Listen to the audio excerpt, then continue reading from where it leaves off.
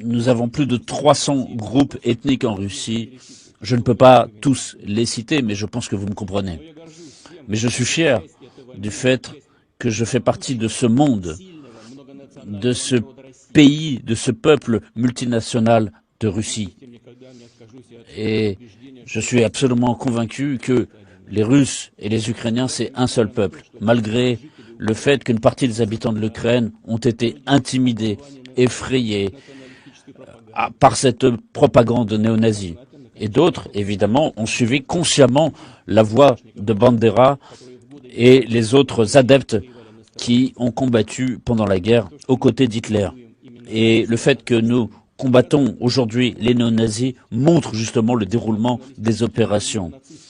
Les groupements, les détachements nationalistes néo-nazis qui comprennent notamment des mercenaires de l'étranger, du Moyen-Orient notamment, se servent des civils comme d'un bouclier humain.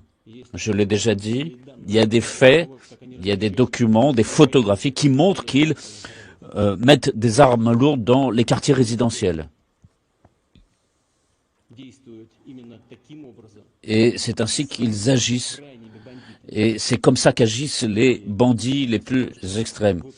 Et au lieu de remplir leur promesse de retirer les armes lourdes, au contraire, ils les placent dans les cours d'immeubles, dans les cours d'écoles, des chars, des canons, des mortiers.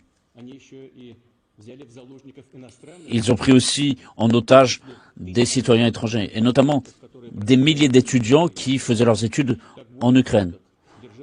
Ils ont bloqué pendant plus d'une